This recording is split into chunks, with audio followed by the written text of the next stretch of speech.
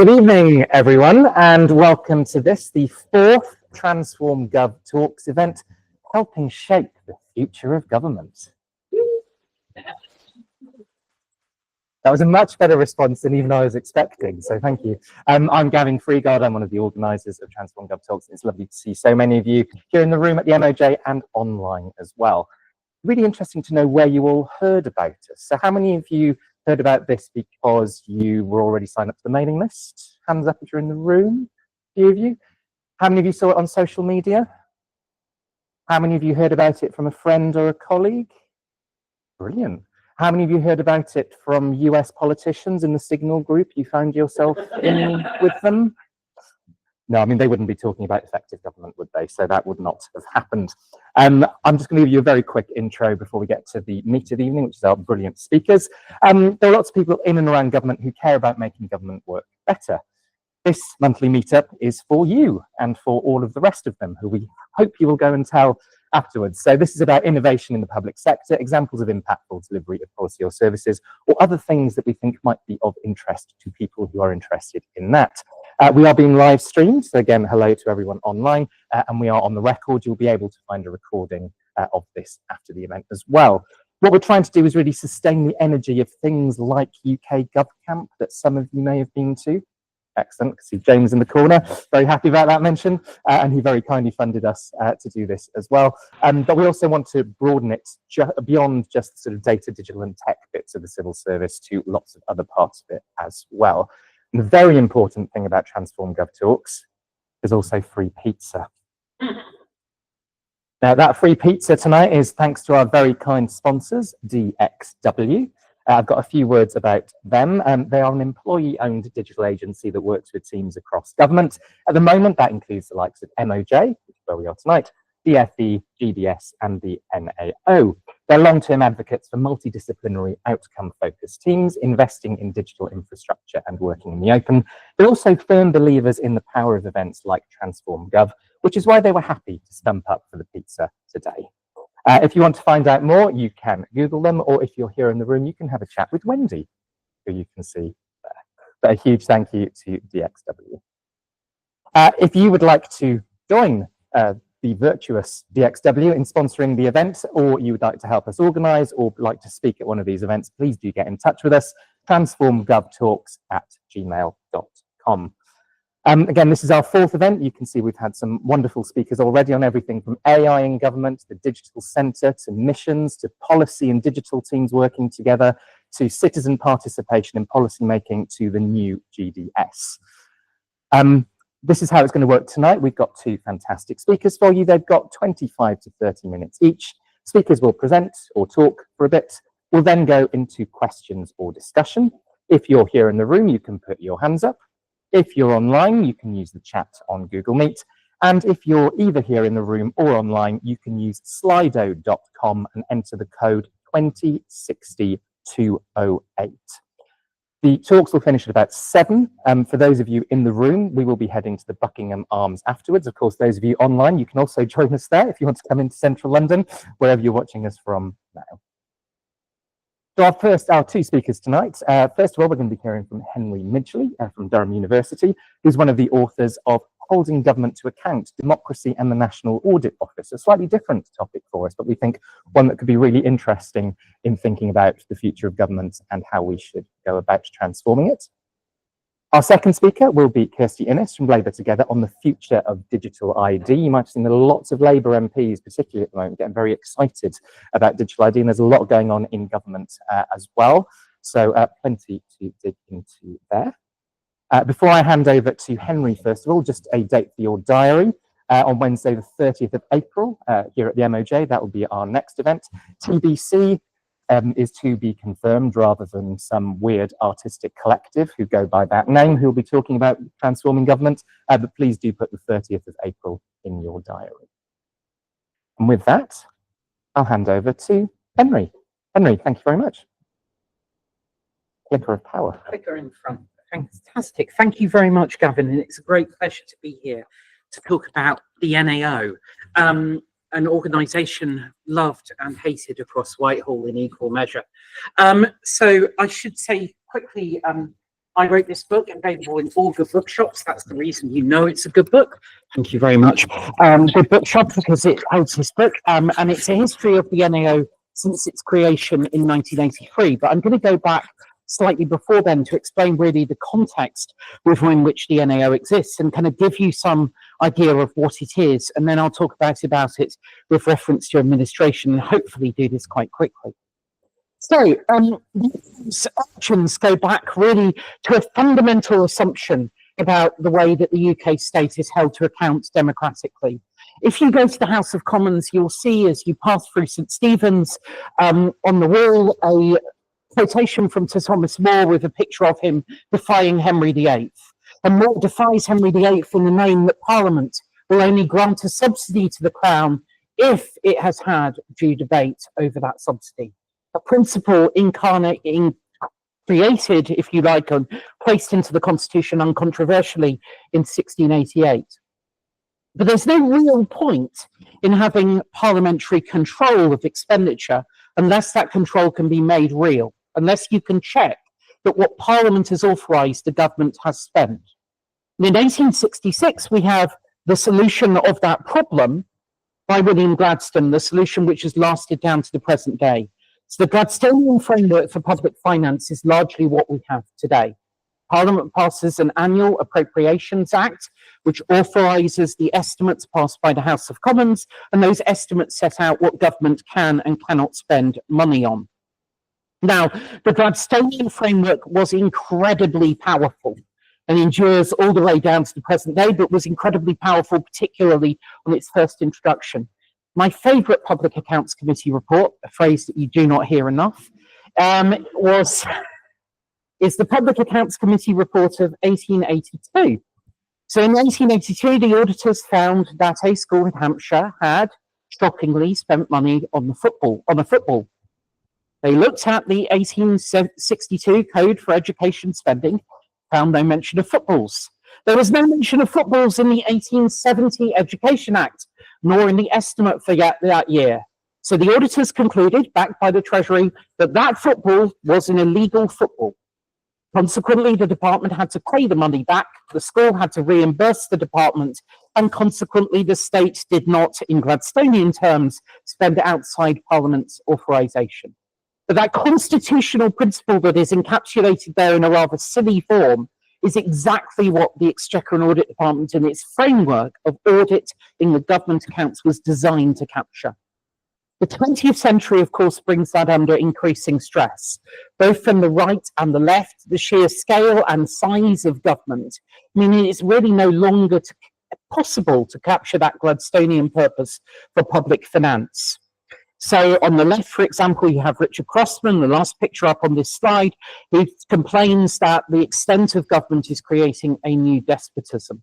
And constitutionally, the NAO is part of a constitutional revolution starting in the 1960s and culminating in the 1980s, which includes the creation of the Parliamentary and Health Service Ombudsman in 1967, the Departmental Select Committees starting in the late 60s, but finding their final form in 1979, and then the National Audit Office in 1983. But you might be tempted to think, what's this got to do with administration?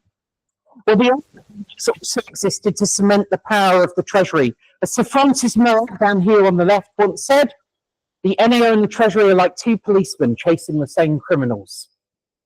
Now, it also becomes, therefore, part of the overall inclination begun by Harold Wilson, leading on to Margaret Thatcher, to reform a state which is increasingly transforming from a state focused on producing and projecting power, first globally in the two world wars and then continentally into Europe during the Cold War, into a state devoted really to the provision of social services. And that change in the nature of the state, together with the idea that the civil service is an inefficient administrator of the state, brings to mind a new agenda for the National Audit Office created in 1983. A new agenda symbolised by the fact that the new Act in 1983 gave the auditors a power to inspect the economy, efficiency and effectiveness of public spending. But that's been interpreted in three different ways over time.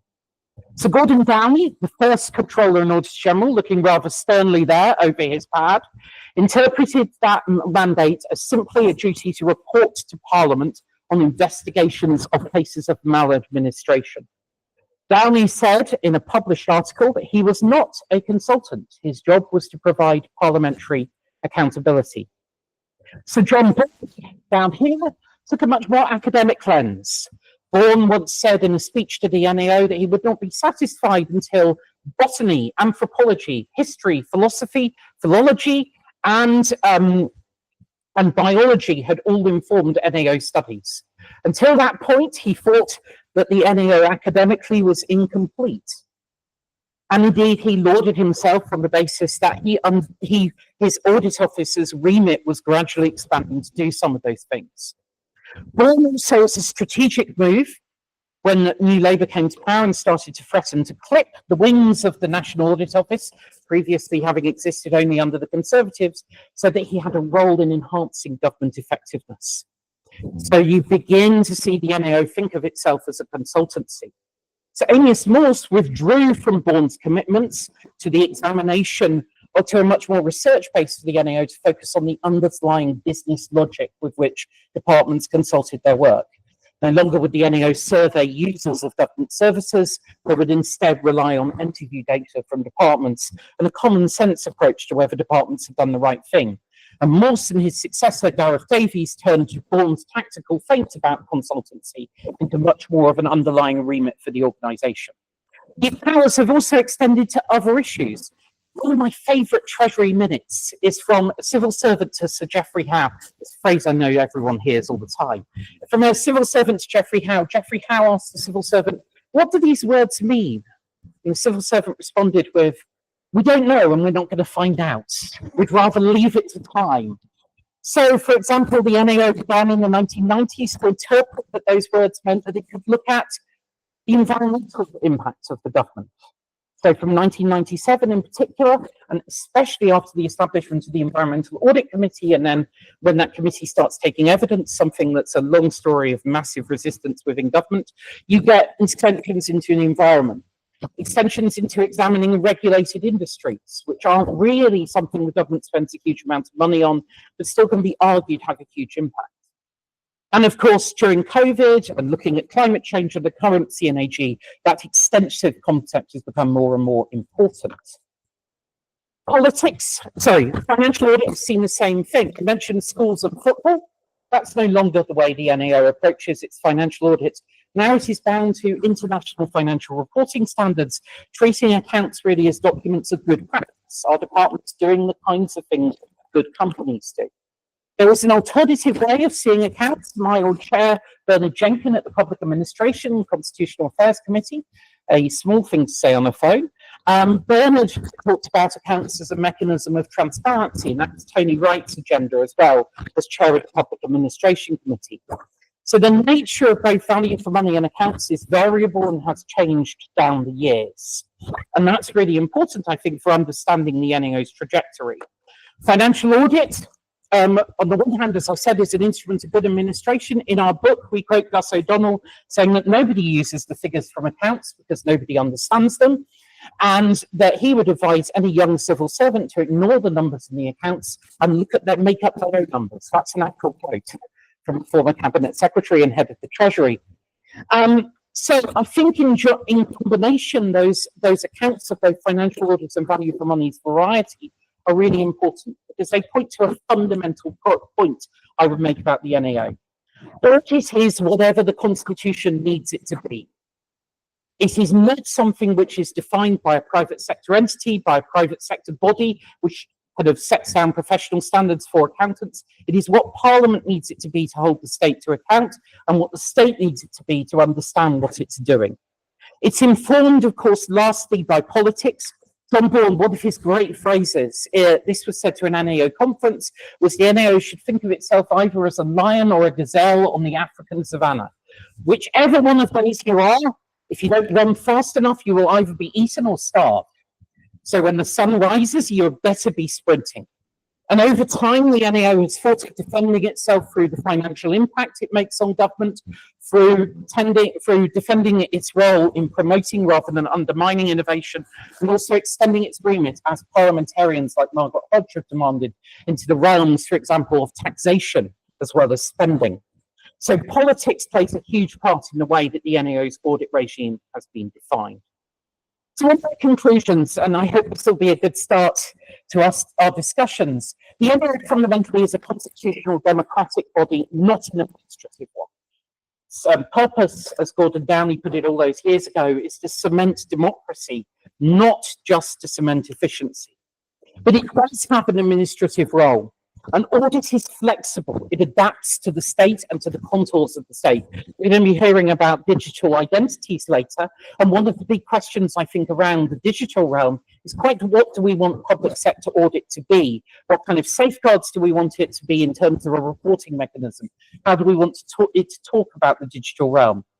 But of course, I mentioned that right at the start, we've moved in the 20th century from a warfare state to a welfare state. Events in Ukraine seem to be moving us back in the other direction.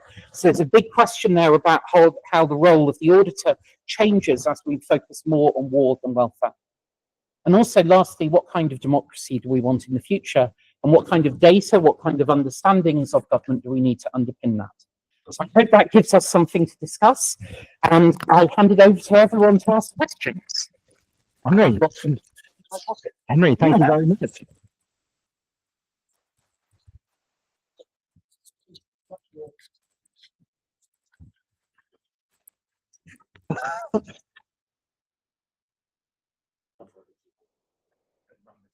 Yes, just come over here and steal that for a second. A much more bracing history of the NAO there. I think a lot of people would have been expecting. And the temptation to make a joke about the characteristics under its different heads, the Bourne identity, for instance. Anyway, lots to dig into there, not least, as you were saying at the end, how we might think about this in the current state, and especially when it comes to digital and data across government.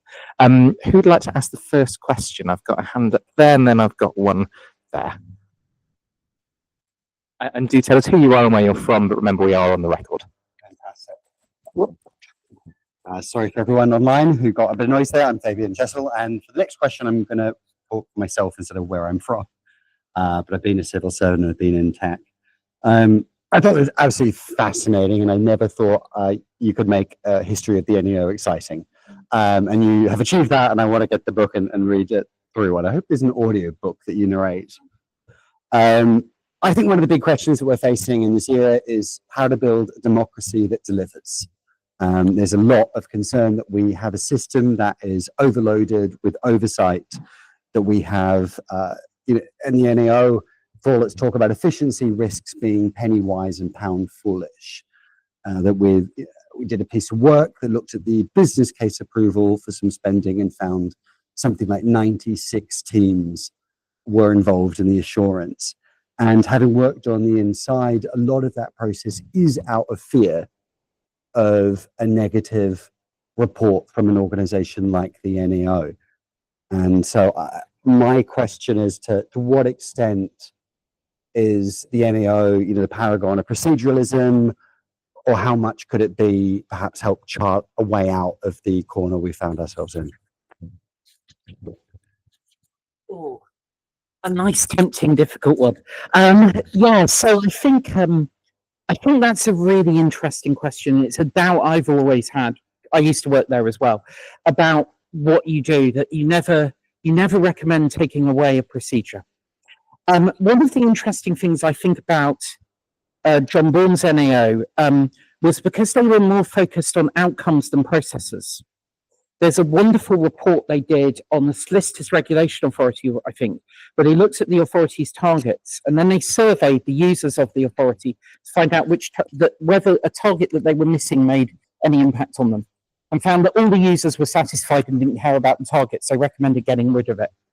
And I would like to see that kind of thing happen more in my ideal world. And I think part of that as well is the movement within the NAO. So in 2008, when John Bourne left, 50% of their money was spent on value for money work, 50% was spent on financial audit, a little bit less because of the administrative costs in the middle. Today, those figures are 75% on financial audit, 13% on value for money. The amount spent on value for money today, or in 2021 actually, was less in nominal terms than the amount spent in 2002.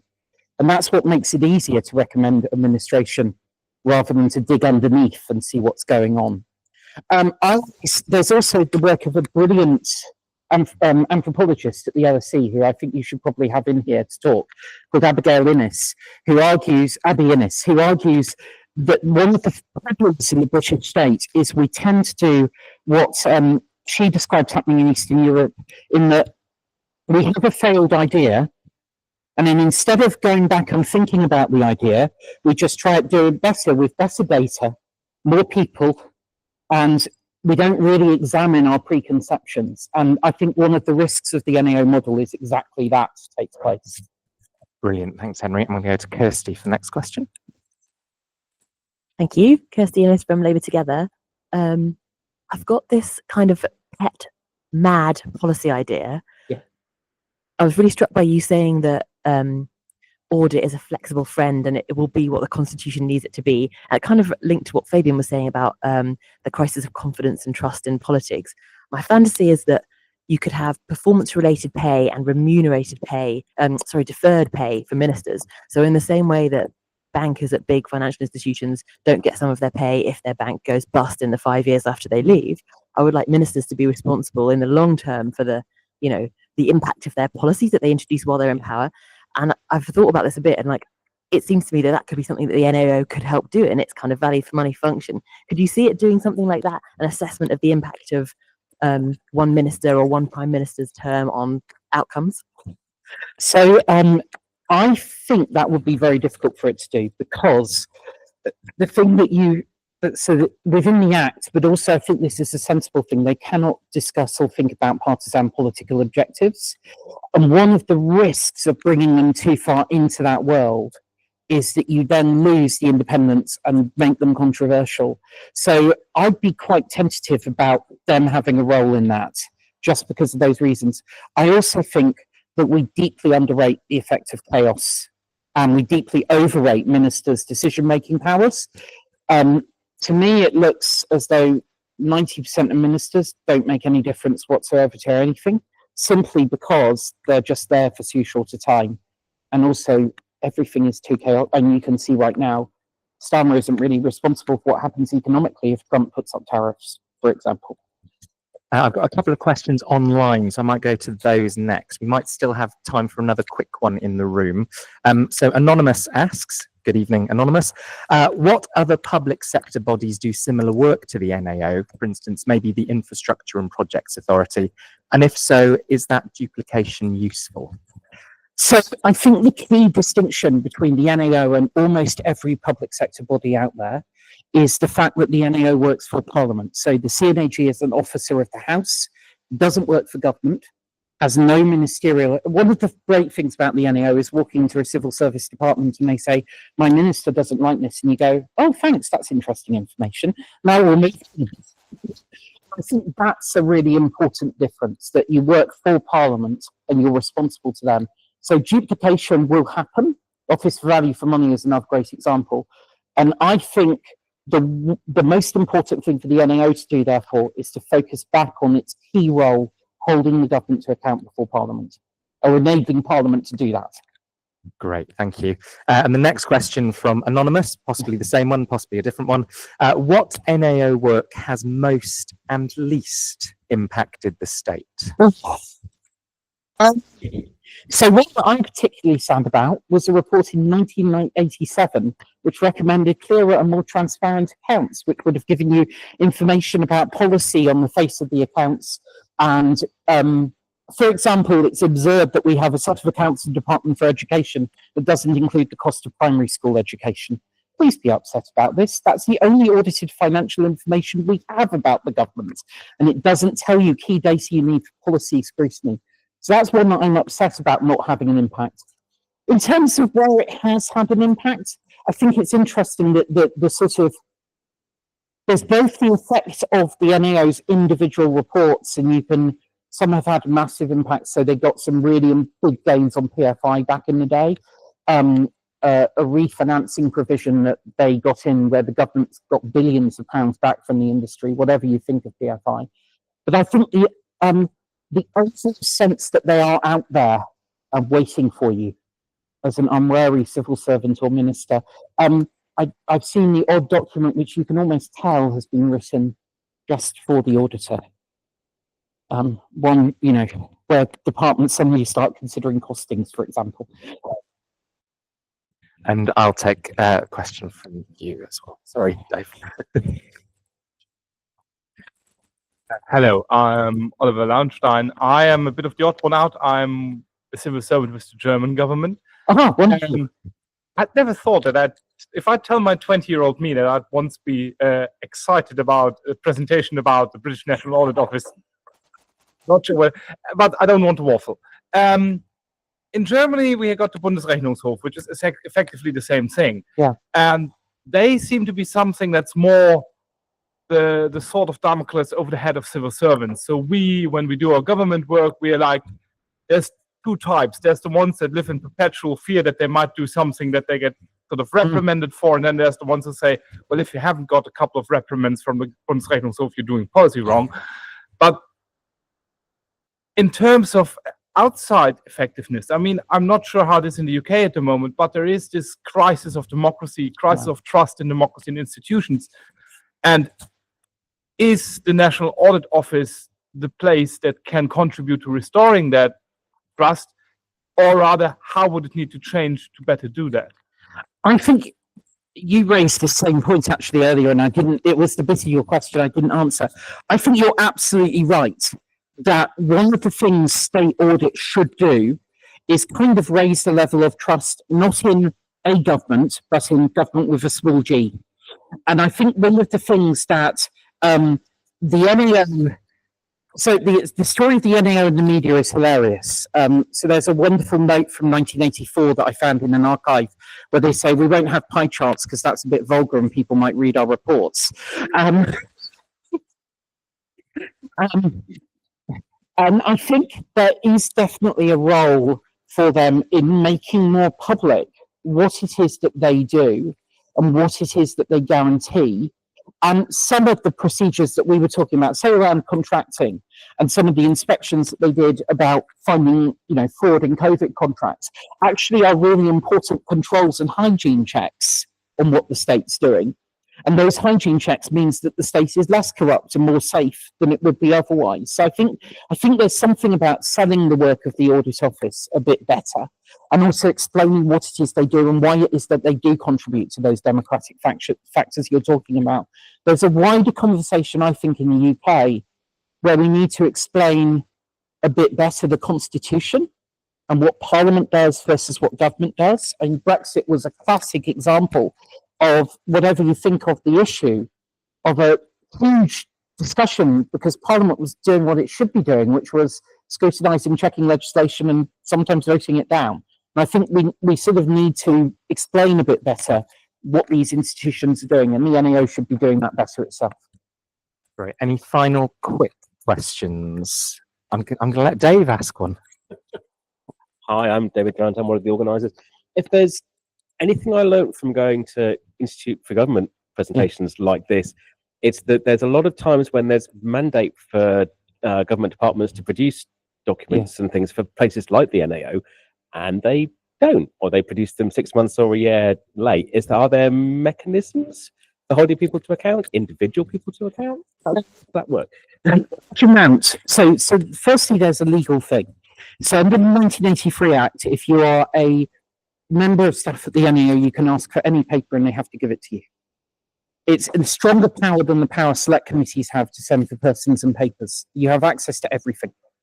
You even have access, and this is a long debate that goes back over, but the few things that have been debated for a long time are whether you have access to cabinet papers, and the answer is probably yes. Whether you have access to Treasury papers, because the Treasury doesn't believe that the law applies to it. But those battles aside, in general, you have access to everything. In general, departments will give you most things. I've never really had departments argue against it. The thing that did happen in the early days was there was a classification developed called Not for NAO Eyes. And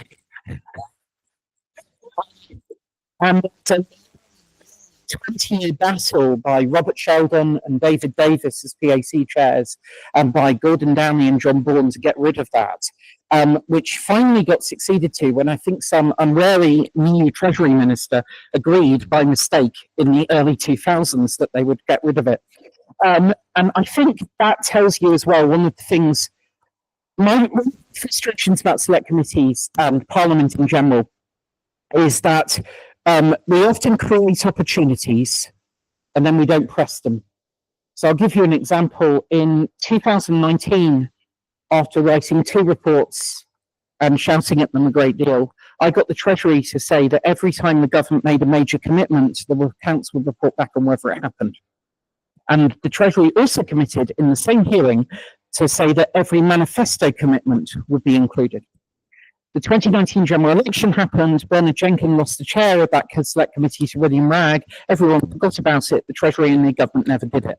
So there's something here about persistence as well. And actually, we're not very good about being persistent. The NAO is one of the few organisations that does it, but in general, Parliament's very weak at it. Henry, thank you very much indeed.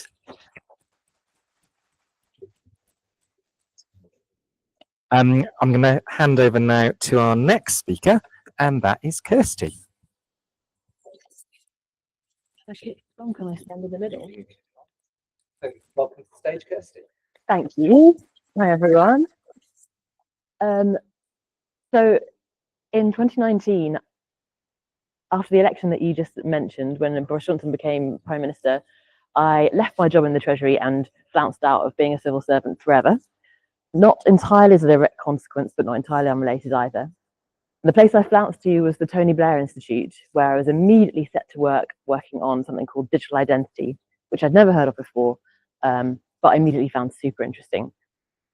After about 3 months of this project on digital identity, I said to my line manager, this has been great and I really enjoy it. It's super important stuff.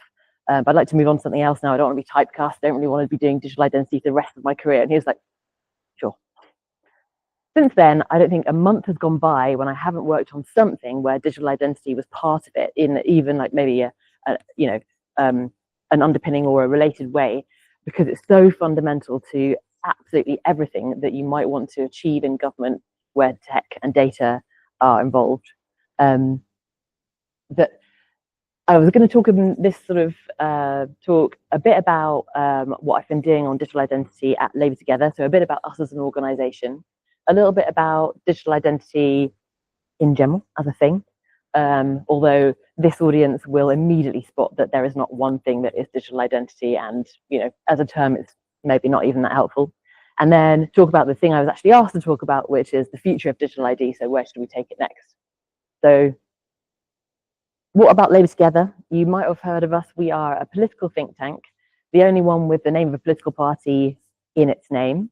Very good reasons why other think tanks don't do that. It makes it much easier to get donations. You don't have to declare them to the Electoral Commission, and you can take them from business and all kinds of things. But it's our USP because we are solely there to help Labour to win and to govern. So we have very privileged relationships, and we have had very, really sort of exciting kind of last year or 18 months or so, supporting what was then the shadow cabinet in opposition to develop its manifesto and to run the election campaign. And since then, moving into a role where we try and support Labour in government to do things that the civil service can't do. So before the election, they needed a bit of supplementary policy capacity. Now they don't. There's a whole entire, very talented, brilliant civil service to do that. So we do things that the civil service explicitly can't, or in practice won't do. So that's things like things that are political, looking at issues from the perspective of how will this make voters feel at the next election. Looking at things across government, which of course is something that happens, but can be constrained when you're actually sitting inside a ministry or a department or a body, because you have your minister to serve and your objectives to meet. And looking at things in a medium or long-term perspective, which again is absolutely fundamental to the way government does business, but in practice, day to day, you normally have something that's on fire that day that you need to see to. So that's how we run our work. The tech team was the second policy team after the economics team to be set up, which I like to think speaks to the kind of importance that we attach to that agenda. Again, I think probably people here will be familiar with the idea that technology isn't really a vertical. It's it's a part of the context which should inform and integrate all kinds of policy making and all kinds of public service delivery. But it suits me to have a job if we can still have a tech team. So we have this as a kind of a specific way of looking at the kinds of things that the government will need to do to support citizens better. We usually have a project open on tech in the public sector and one on tech for growth at any one time. And before the election, we did a really chunky piece of work thinking about public sector digital capability. So what would it take for government to be maximally good at coping with the tech revolution, responding to it, integrating new tools and new innovative working practices into the way it does service design and the way it does policy. And we produced a piece of work that got reasonably good traction in the shadow cabinet, and I think has been to some extent influential in the way they've approached this since coming into government. So things like setting up the new digital centre of government, publishing the State of Digital Government report and the blueprint for digital government, and the work that the Treasury's been leading with DCIT to review the way funding practices affect the ability to deliver digital projects. Have some, I can trace some seeds in there back to some of the work we did for the election. So that's the kind of stuff that we do. A big theme of that, one of the themes in that piece of work about the sort of the enablers and the underpinnings for digital government was about digital infrastructure. And it feels to me like digital identity is a key piece of digital infrastructure that any decent government should be providing for its citizens. By digital identity, I'm talking about a way for people to securely, privately prove things about themselves, whether that's in a private sector or a public sector context. This is not a new concept.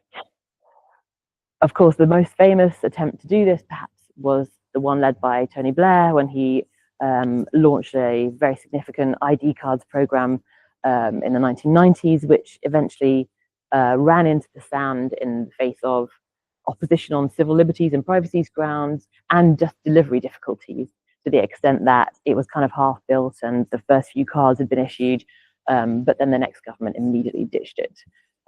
Maybe rightly, maybe rightly. Since then, there has been a bunch of stuff going on in government which attempts to solve parts of this problem of how do we let citizens prove stuff about themselves digitally. But rarely, if ever, a project led by ministers where they say, this is it, this is digital ID, we're doing it. In particular, under the Conservative government, they launched two things, as you probably know.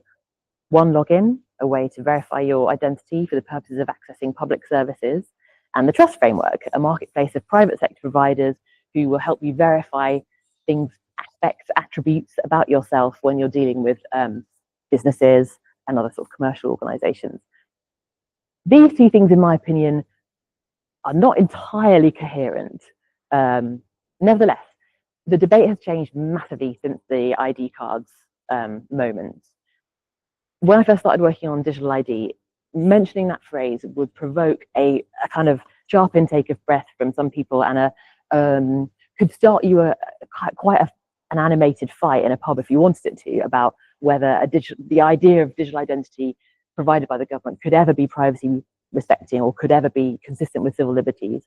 Nowadays, I think the debate has moved on to the extent that we did some polling on this recently, and the idea of applying a digital ID for various use cases like accessing health records or tackling benefits fraud or for allowing police to figure out who you are when you get arrested, all of the use cases got between 78 and 80% approval, which is the highest approval I've seen for any policy that I've ever seen tested. I mean,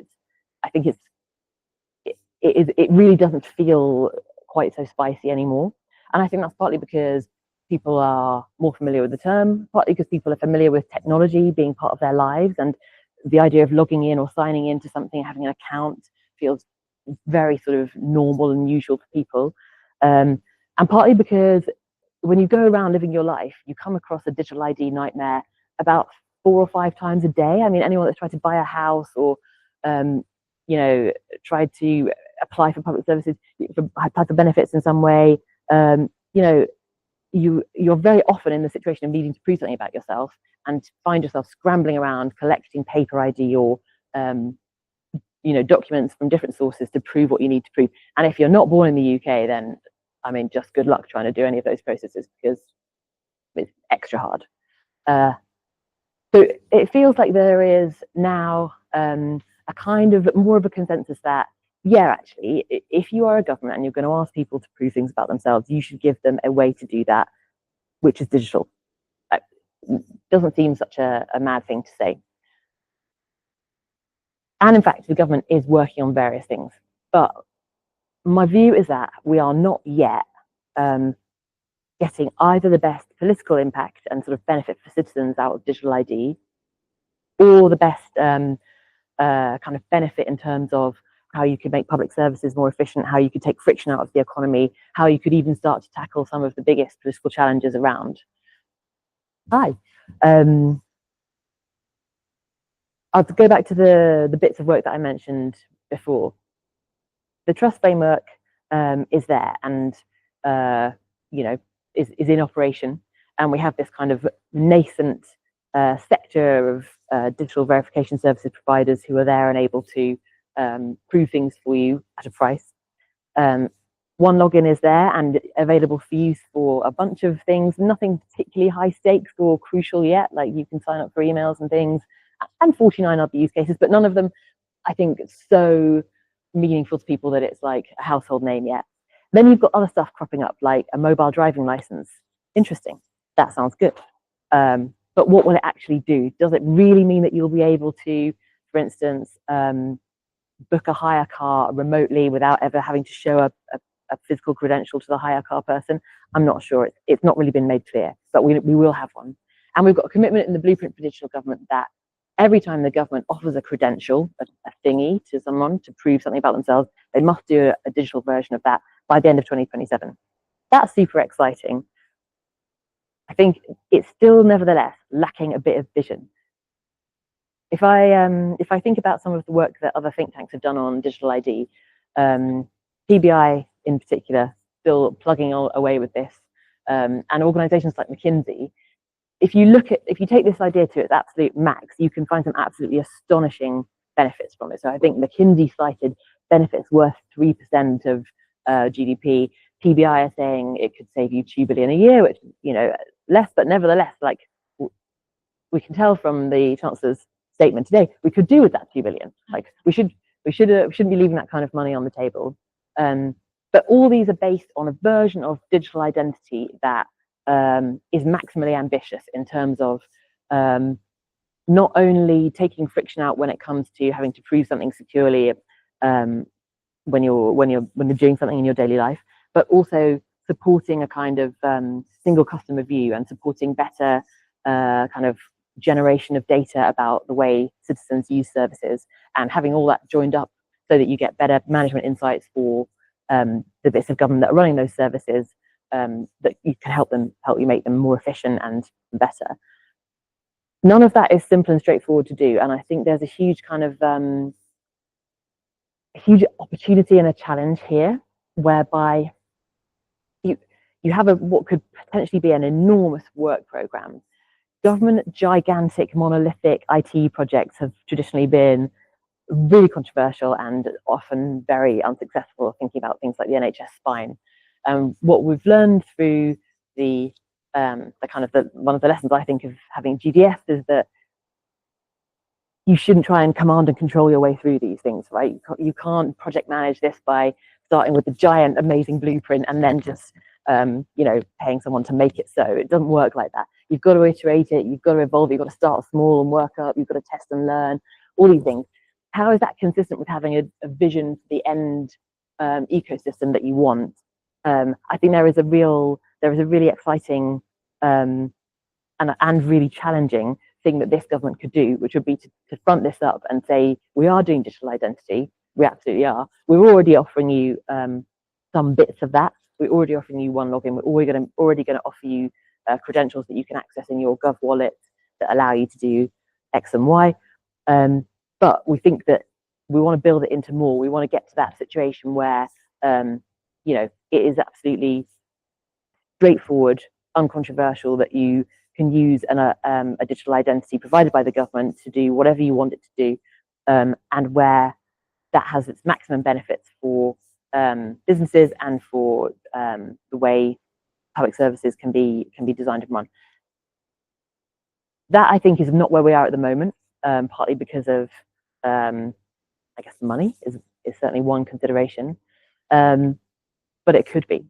So part of the work that we're doing at the moment is to try and look into how do you practically address that sort of institutional and design process challenge to get from a world where you've got some really cool stuff going on, especially led by DCIT, to a world where in 5 years' time you have something that feels much more like a fully functioning digital identity ecosystem. I'll pause there because I feel like there will be people here who can ask me questions that will make me deeply uncomfortable and help me make my thinking exponentially better. So I'll stop. Kirsty, thank you very much. Again, I will rove with the mic and feel like a giant with this tiny little microphone. We've got a few questions online as well. Do tell us who you are and where you're from if you can. We are on the record, so don't worry if you can't. We'll come to you first. Hi there, and thanks for such a great talk. I'm Sabrina Dernberger, and I used to work on gov.uk One Login. One of the interesting findings to me, I think, was that when we were doing a digital first approach, we found that actually a lot of people didn't have things like phones. There were a lot of people who were excluded from that sort of technology that, you know, many of us took for granted. And there were, you know, there's other routes now. It's not just necessarily you've got to do everything online. Do you have any thoughts about how to do digital ID well without, you know, further disenfranchising people who are disadvantaged? Yeah. My main thought about that is it doesn't have to be only digital, and I think that you shouldn't let progress be held back by the sort of, there will always be a need to serve a community that isn't comfortable with digital means of doing things, but that community is getting smaller and smaller. I think smartphone penetration is like 94% or something now. It's like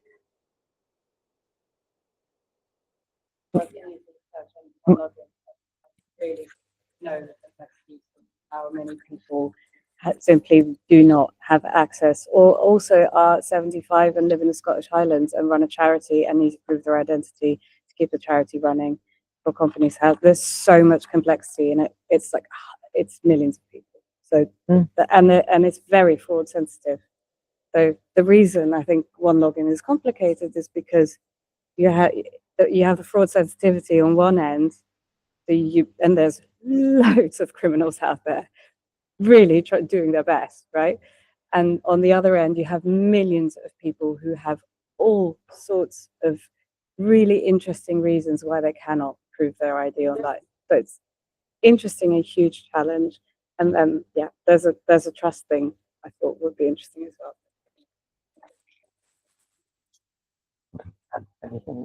yeah, I mean, what I'm saying is that I think that you will always need to serve a population that isn't digitally included, but I don't think that should hold you back from maximizing the value and the functionality of the digital service that you offer. I can see we've got another question in the room, but I'm going to go online for the next one. Another nice, easy one for you, Kirsty. What have we learned from gov.uk Verify that we should or shouldn't do in gov.uk One Login? So I suppose, what lessons should we learn from previous projects, particularly Verify? Sure. Again, I feel there might be at least one person in the room who's better qualified to answer this than me, but I wasn't directly involved with any of that, but I, as a sort of like outside fan of GDS and its platforms, I think part of it was about political capital and getting government departments to get on board with it, to make it maximally useful. We needed HMRC and Home Office and DWP and, you know, and the big chunky arms of the state that are doing the most high volume services to be on board. I think there's something about public versus private and what part of the value chain and what use cases you are trying to address. I think there's something about championing. I think the sort of the significance of this has never, the political significance of offering verification services has not really until now been properly understood, and therefore hasn't really been fronted up as like, oh, this is really this is quite a big deal. So I think there are a bunch of things you can learn from Verify. but I also think there have been some really very successful digital projects recently that make me feel more optimistic than ever that it's possible to deliver this kind of thing. So having had the success of the NHS app and the speedy spin up and rollout of the COVID vaccine pass function in that, having had the EU settlement scheme where you had this need to reach actually a non-trivial population, some of whom were hard to reach and hard to serve customers, and that has happened. Having had things like the vaccine task force, where you had public and private sector working together really rapidly to deliver an outcome. I feel as though the argument government isn't good at big tech projects, or government can't do this, or it's too hard, just doesn't fly anymore. Like, we can do it. Thanks. I'm going to go to there, and then I saw your hand next. So we might not get through everyone, but there will be time afterwards to chat as well. Hello. I'll keep it quick. Andreas, ex various bits of government, now gone. What question? You discuss a bit about international comparators and what we can learn from them? Because my experience on this is that when other countries do this, they just do it and it works quite well. And you hear a lot about places like Estonia and Singapore, which obviously are smaller and have done an exceptional job. You also hear about places like India, who you hear mixed things about, but people talk a lot about anyway. I'd be curious to get your thoughts on like other exemplars we can learn from in a good or bad way. And yeah, I guess how much of it is political is the takeaway, or is it just technical? Yeah, I think we are a weird outlier. I think us in the US and only a couple of other countries don't have. Canada, yeah, but actually also in Canada and the US there are province and state level IDs, right? No? Okay, so it's the Commonwealth countries who are really mucking up here.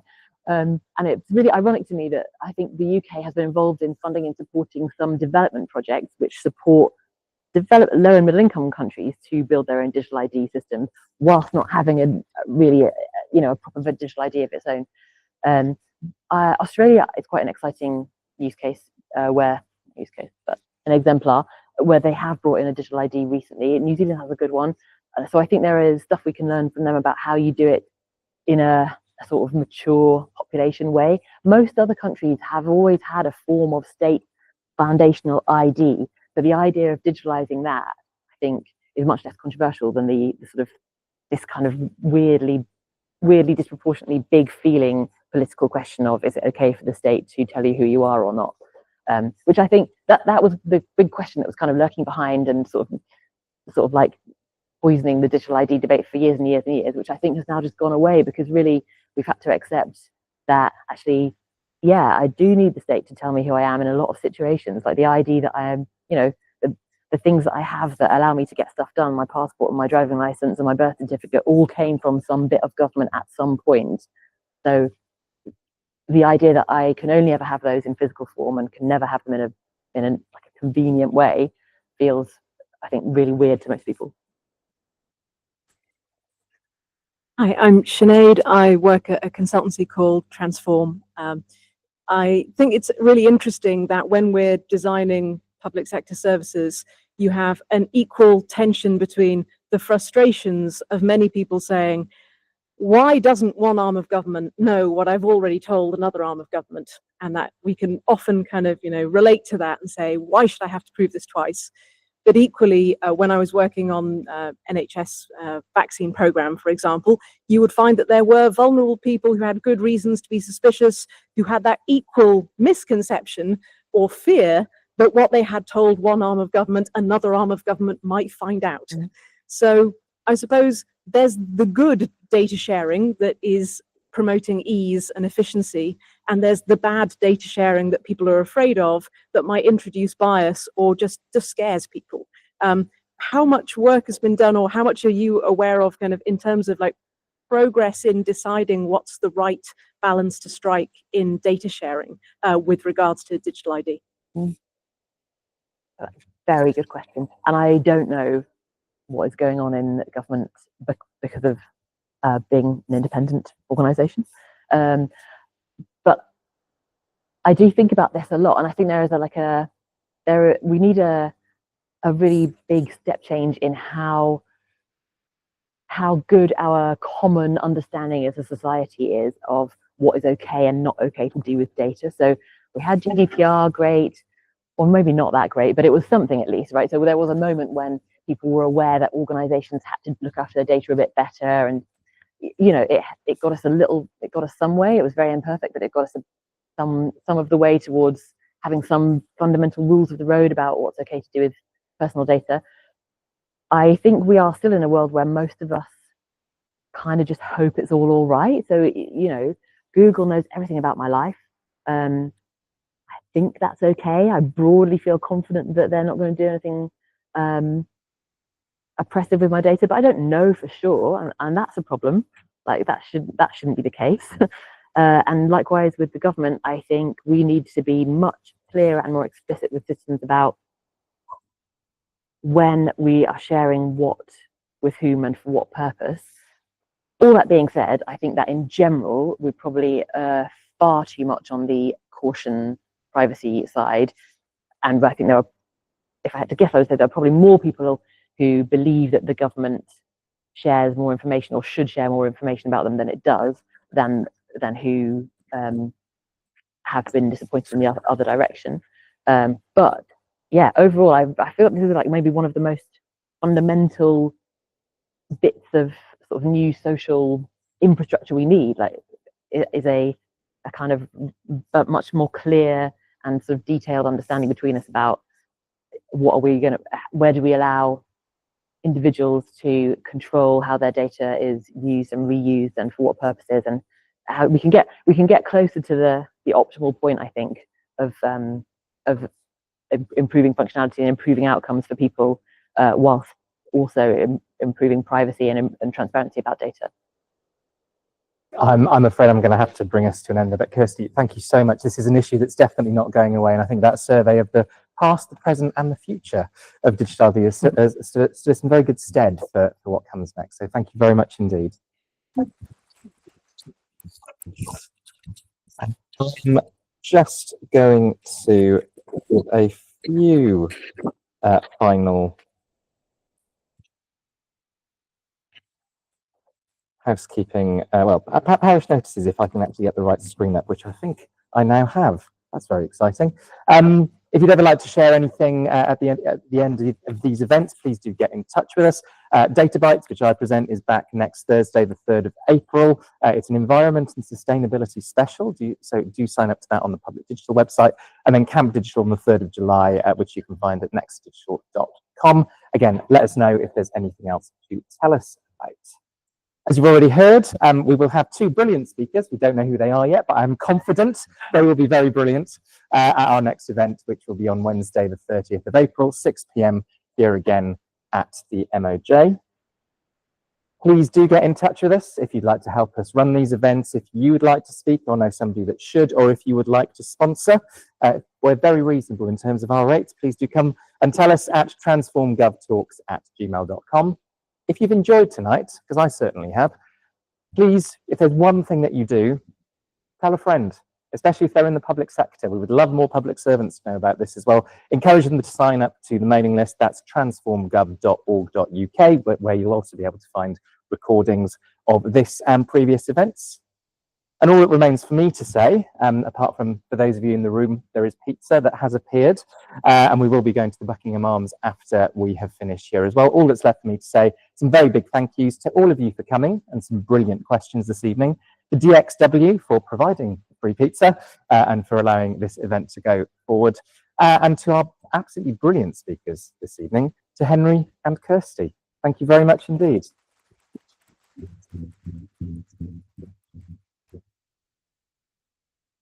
Go forth and eat pizza.